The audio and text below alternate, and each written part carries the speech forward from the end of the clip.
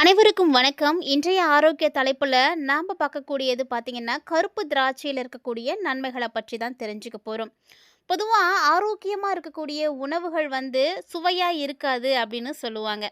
அந்த விஷயம் உண்மதானா அப்படின்னு யாராவது கமெண்ட் பண்ணுங்க. ஏன்னா, சொல்லப்போனா ஒரு சில உணவுகள் பார்த்தீங்கன்னா, ஆரோக்கியமாவும் இருக்கும், சுவையாவும் இருக்கும். இத நம்ப உண்மதான் அப்படின்னு சொல்லவும் முடியாது. அ இப்படி இருக்கக்கூடிய உணவுகள்ல முக்கியமான ஒரு இடத்த பிடிச்சிருக்கக்கூடியதுன்னா, திராட்சைய சொல்லலாம். ஏன்னா, திராட்சை சாப்பிட்றதுக்கும் ரொம்ப இனிப்பா இருக்கும். அதே மாரி நெறைய ஆரோக்கிய நன்மைகளும் இருக்கு. இந்த திராட்சை பார்த்தீங்கன்னா, நீங்க நார்மலா சாப்பிட்றதும் ஓகே தான். உலர்ந்த திராட்சைகளா எடுத்துக்கிறதும் ரொம்பவே நல்லது தான். உலர்ந்த திராட்சைகள நம்ம அதிகமா பாயாசம், கேசரி இதுக்கெல்லாம் பயன்படுத்துவோம். ஆனா, அடிப்படையில பார்த்தீங்கன்னா, அதிக ஊட்டச்சத்துக்கள பெற்றிருக்கக்கூடியது அப்படின்னா, அது திராட்சை தாங்க. இதில விட்டமின், தாதுக்கள், ஆக்ஸினேற்றீகள், பைட்டா, நியூட்ரின்கள், பாலிஃபினால்கள் மற்றும் பல்வகையான ஊட்டச்சத்துக்கள பெற்றிருக்கு அப்படின்னே சொல்லணும். இந்த சத்துக்கள் எல்லாமே நம்முடைய வாழ்க்கைக்கு, நம்முடைய நலமான வாழ்க்கைக்கு, உடலுக்கு ரொம்ப ரொம்ப முக்கியமானது. நம்மள ஆரோக்கியமா வச்சிருக்கணும் அப்படின்னா, இந்த சத்துக்கள் எல்லாமே தேவையானது தான். அதனுடைய நன்மைகள் என்ன அப்படின்றத பத்தி இப்ப நம்ம பார்க்கலாம். ஏன்னா, ஒவ்வொரு பொருளுமே நம்ம சாப்பிடும் பொழுது, ஒவ்வொரு விதமான பிரச்சனைகளுக்கு தீர்வுகளா அமையுது அப்படின்னே சொல்லணும். ஸோ, இப்ப பார்க்கும் பொழுது செரிமான பிரச்சனைகளுக்கு ஒரு முக்கியத்துவம் கொடுக்கக்கூடிய வகையில திராட்சை இருக்கு. உடல் ரொம்பவுமே ஆரோக்கியமா இருக்க வேண்டிய பகுதி அப்படின்னா, அது செரிமான பகுதி தான். நம்ம சாப்பிடக்கூடிய உணவு சரியா செரிமானம் ஆகணும். அது செரிமானம் ஆனா தான் உடலுக்கு தேவையான சத்துக்களும், ஆற்றலும் பிரித்தெடுக்க முடியும். இந்த ஆற்றலை உற்பத்தி செய்யக்கூடிய ஒரு இடம் தான் இந்த செரிமான பகுதி. இதனால் எப்போதுமே நீங்கள் செரிமான பாதையை சரியாக வச்சுருக்கணும். அதுக்கு முக்கியமாக திராட்சை உதவி செய்யும். திராட்சை பார்த்திங்கன்னா இயற்கையாகவே செரிமான சக்தி கொண்டு தான் இருக்கும். ஏன்னா இது குடலினுடைய இயக்கத்தை அதிகமாக்கும். நம்முடைய உடலில் இருந்து சீராக மலம் வெளியாகிறதுக்கு இது ரொம்ப உதவியாக இருக்கும். இதில் அதிகமாக தண்ணி தான் இருக்குது. அப்படிங்கும் பொழுது மலச்சிக்கல், வயிற்று வலி, குடல் எரிச்சல், வீக்கம், வாய்வு இந்த மாதிரியான பிரச்சனைகள், அதாவது இரைப்பை சார்ந்த பிரச்சனைகள், குடல் பிரச்சனைகளுக்கெல்லாம் ஒரு நல்ல தீர்வாக இருக்கும். அதனால் திராட்சையை நீங்கள் எப்போதும் அவாய்ட் பண்ணாமல் எடுத்துக்கோங்க. அதே போல் நம்ம உலகத்தில் இருக்கக்கூடிய எல்லா மக்களுமே பார்த்திங்கன்னா உடல் எடையை குறைக்கிறத பற்றி மட்டுமே சிந்திச்சிட்டு இருக்கோம். ஆனால் குறைக்கிறத தாண்டி உடல் எடை அதிகரிப்பு அப்படிங்கிறதும் இன்னமும் பலருக்கும் தேவைப்படுது அப்படின்னு தான் சொல்லணும். அதை பற்றியும் சிந்திச்சுட்டு தான் இருக்காங்க. அப்படி செய்யக்கூடியவர்களுக்கு முக்கியமாக ஹெல்ப் பண்ணக்கூடியது அப்படின்னா அது திராட்சை தாங்க. திராட்சை தான் அது உதவியாக இருக்கும். ஏன்னா உடல் எடையை அதிகரிக்கிறதுக்கு திராட்சை உங்களுக்கு சிறந்த ஒரு ஃப்ரெண்டு மாதிரி தான்.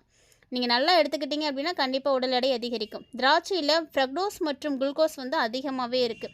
ஸோ இது நீங்கள் எடுத்துக்கும் பொழுது உங்களுடைய அதிகமான ஆற்றலை கொடுக்கும். உடலில் மோசமான கொழுப்புகளை எல்லாம் அதிகரிக்காமல் உடல் எடை பார்த்திங்கன்னா ஒரு நல்ல லெவலில் இன்க்ரீஸ் ஆகிறதுக்கு உதவியாக இருக்கும். ஸோ அதனால் கண்டிப்பாக நீங்கள் திராட்சையை எடுத்துக்கலாம். இந்த திராட்சை பார்த்திங்கன்னா இதை தாண்டி மிகப்பெரிய விஷயம் ஒன்று பண்ணுதுங்க. அதுதான் புற்றுநோயை தவிர்க்கக்கூடிய விஷயங்களை எல்லாம் செய்யுது. திராட்சையில் கேடசின்கள், ஆக்ஸினேற்றீகள் சேர்மங்களாக அதிகமாக இருக்குது. அதாவது பாலிஃபினலை உற்பத்தி செய்யுது. இது பார்த்திங்கன்னா புற்றுநோய் உருவாவதற்கான சாத்தியக்கூறையை குறைக்குது. ஸோ இன்றைக்கி பார்த்திங்கன்னா பெரும்பான்மையானோர் பாதிப்படைஞ்சிருக்காங்க அப்படின்னா அதில் இந்த வகை நோயும் ஒன்று தான். இது யாருக்கு எப்போ வருது? எந்த கெட்ட பழக்கமும் இல்லாதவர்களுக்கு கூட இந்த விதமான நோய் இப்போலாம் வந்துடுது. அதுக்கெல்லாம் காரணம் பார்த்திங்கன்னா நம்ம உடலில் ஏற்படக்கூடிய மாற்றங்கள் தான். ஸோ இந்த திராட்சையை நீங்கள் எடுத்துக்கும் பொழுது அந்த அபாயமே தவிர்க்கப்படுது அப்படின்னு சொல்லியிருக்காங்க. புற்றுநோய் செல்களை தாக்கி அழிக்கக்கூடிய ஆற்றல் இந்த திராட்சையில் இருக்குது. குறிப்பாக நுரையீரல் புற்றுநோய்க்கு ஒரு நல்ல தீர்வாக இருக்கும். ஸோ இந்த மாதிரியான பாதிப்புகள் இருக்கக்கூடியவங்க, இந்த மாதிரியான சிம்டம்ஸ்லாம் உங்களுக்கு எதுவும் இருக்குது அப்படின்னு சொல்லியிருக்காங்கன்னா, ஆரம்ப ஸ்டேஜில் இருக்கிறவங்களாம் இந்த மாதிரியான நல்ல உணவுப் பொருட்களை எடுத்துக்கோங்க. கண்டிப்பாக க்யூர் ஆகும். நம்பிக்கையோடு இதெல்லாம் செய்யுங்க. ஏன்னா நம்முடைய உடல் ஆரோக்கியமாக இருக்கிறதுக்காக தான் நம்ம எவ்வளோ கடுமையாக உழைக்கிறோம். நம்ம நல்ல சொத்து பத்தோடு இருக்கிறது பெரிய விஷயம் கிடையாது. நல்ல வாழ்க்கைக்கு நல்ல உடல் நலம் தான் முக்கியமானது. ஆரோக்கியமான வாழ்க்கை வாழ்கிறதுக்கு தேவையான விஷயங்களை எல்லாம் செய்கிறீங்க அப்படின்னா அதுக்கு நீங்கள் தேர்ந்தெடுக்கக்கூடிய உணவு முறைகள் தான் ரொம்ப முக்கியம். அதே போல் நம்மளுடைய உணவு நம்ம எந்த அளவுக்கு சாப்பிட்றோமோ அதே மாதிரி மனசுலேயும் அழுத்தம் இருக்கக்கூடாது. நம்மளோட மன அழுத்தமும் உணவு பழக்கமும் தான் ரத்த அழுத்தத்துக்கு காரணமாக இருக்குன்னு சொல்லுவாங்க. ஸோ ரொம்ப ப்ரெஷராக இருக்கக்கூடியவங்களுக்கெல்லாம் இந்த ரத்தத்தினுடைய அதிகரிப்பு அதிகமாக இருக்கும். ரத்த அழுத்தம் அதிகமாக்கும்.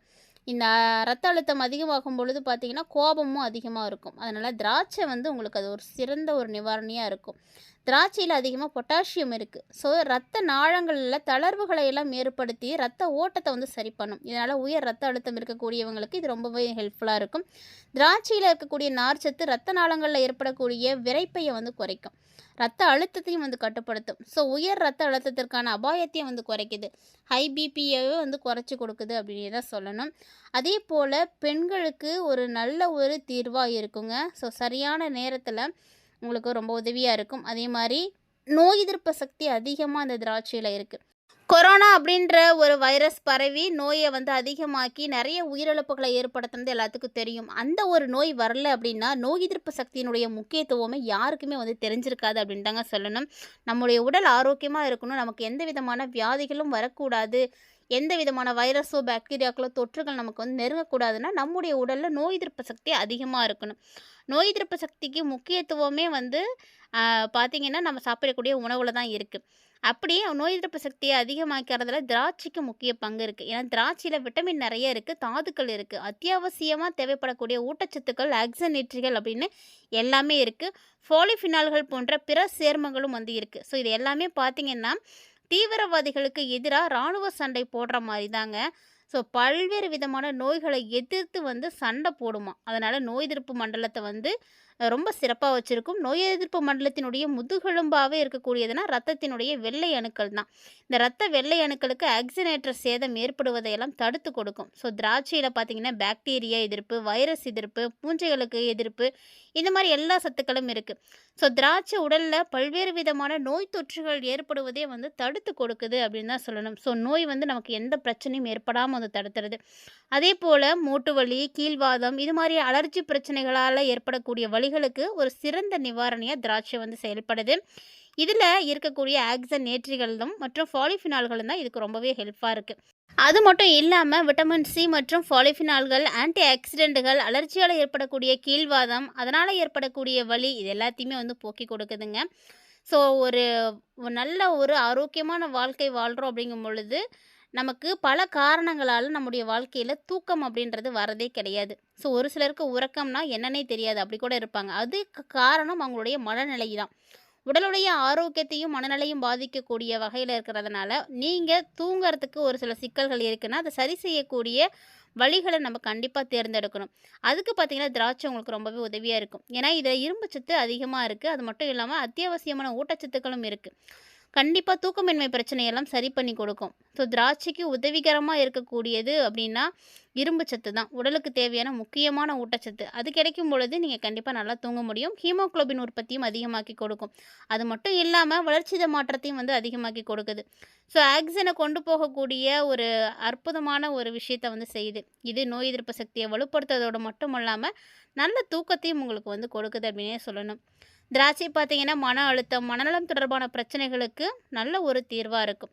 ஸோ இதுக்கு சாதகமாக ஒரு சில விஷயங்கள் திராட்சையில் இருக்குது அப்படின்றதுனால தான் நல்ல தூக்கத்தை வந்து தூண்டி கொடுக்குது, நல்ல மனநிலையை கொடுக்குது, உடலை வந்து தளர்த்தி உடலுக்கும் மனசுக்கும் நல்ல ஒரு அமைதியை வந்து கொடுக்குது. அது மட்டும் இல்லாமல் இனிப்பு மீது யாருக்கெல்லாம் எப்போல்லாம் ஆசை வருதோ அப்போல்லாம் நீங்கள் திராட்சை எடுத்து நீங்கள் சாப்பிட்டீங்க அப்படின்னாவே போதும், அந்த இனிப்பினுடைய தாக்கம் வந்து குறைஞ்சிடும்.